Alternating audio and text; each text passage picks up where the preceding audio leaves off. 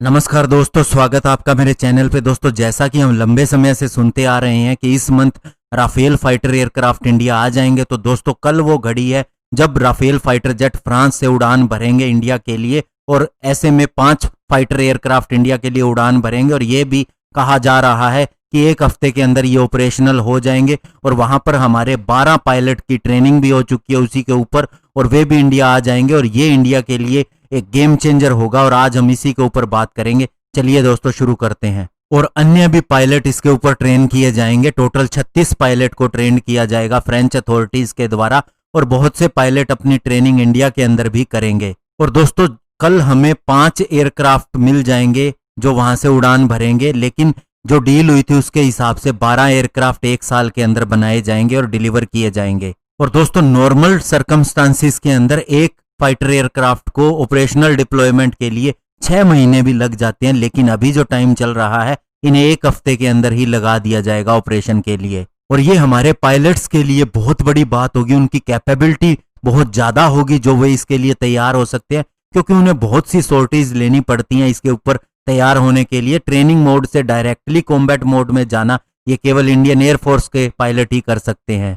और दोस्तों जो इनका प्लान है, सबसे पहले मैरिग्नेंस जहां प्रोडक्शन फैसिलिटी है डसोल्ट एविएशन की, वहां से फ्रेंच एयरबेस जो है वहां से ये उड़ान भरेंगे और सीधे अबू धाबी यूएई के अंदर पहुंचेंगे। ये 10 घंटे की जर्नी होगी और इनके साथ में 2 मिड एयर रिफ्यूलर भी साथ में आएंगे। और बताया जा रहा है पायलट को स्पेशल ट्रेनिंग भी दी गई है मिड एयर रिफ्यूलिंग के लिए Airbus 330 multi role tanker aircraft के साथ में, जिसे फ्रांस इस्तेमाल करता है। और पहले इसकी ट्रेनिंग का कोई प्लान नहीं था, क्योंकि इंडियन एयरफोर्स IL-70 एयरक्राफ्ट का इस्तेमाल करती है मिड एयर रिफ्यूलिंग के लिए। और नॉर्मल सर्कमस्टांसिस में राफेल को ज्यादा टाइम नहीं लगता यूएई पहुंचने में, लेकिन उन्हें मिड एयर रिफ्यूलर के साथ में इस हिसाब से चलना पड़ेगा और अपनी गति कम करने पड़ेगी। और वहां से दोस्तों रात गुजारने के बाद फिर वे इंडिया के लिए प्रस्थान करेंगे, स्पेशली हरियाणा के अंबाला के लिए, जहां 17 स्क्वाड्रन गोल्डन एरोस है और वहीं इनको इंडक्ट किया जाएगा। और दोस्तों बता दें इसके साथ ही बहुत से वेपन सिस्टम भी आ रहे हैं।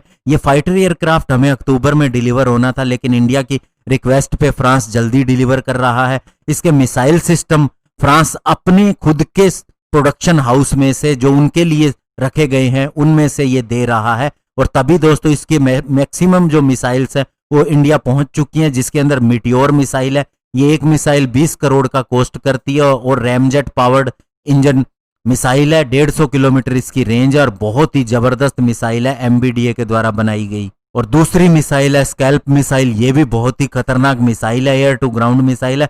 चाइना पाकिस्तान किसी के पास भी इन दोनों मिसाइल की टक्कर की मिसाइल नहीं है। और स्कैल्प मिसाइल की अगर कॉस्ट की बात करें तो एक मिसाइल 40 करोड़ का कॉस्ट करती है और इसकी रेंज 600 किलोमीटर है। और इस मिसाइल का सीधा सा मतलब है कि अब राफेल को 600 किलोमीटर दूरी से ही मारक क्षमता मिल गई। वो इंडिया में रहते हुए भी डायरेक्टली पाकिस्तान के अंदर अटैक कर सकता है। और अभी जो रिसेंट इसके अंदर बदलाव किया गया है वो है Hammer air to ground missile को चुना गया है, जिसकी रेंज 60 किलोमीटर है। इसे स्पाइस 2000 के ऊपर चुना गया और मैं इसका कारण आपको बता चुका हूं, क्योंकि स्पाइस 2000 को इसके साथ लगाने के लिए बहुत से बदलाव करने पड़ेंगे, जिसका हमारे पास समय नहीं है और उसके अंदर हमारा कॉस्ट भी ज्यादा लगता है और फ्रांस की मदद भी लेनी पड़ती है। वो फ्यूचर के अंदर किया जाएगा, लेकिन अभी हैमर मिसाइल को चुन लिया गया है और ये किसी भी तरह के बंकर को तोड़ सकती है, इसीलिए इसका चुनाव किया गया है। और इसके अलावा एक अन्य मिसाइल जिसे MICA air to air missile कहते हैं, ये भी चुनी गई है और ये ऑलरेडी हम मिराज 2000 के साथ में इस्तेमाल कर रहे हैं।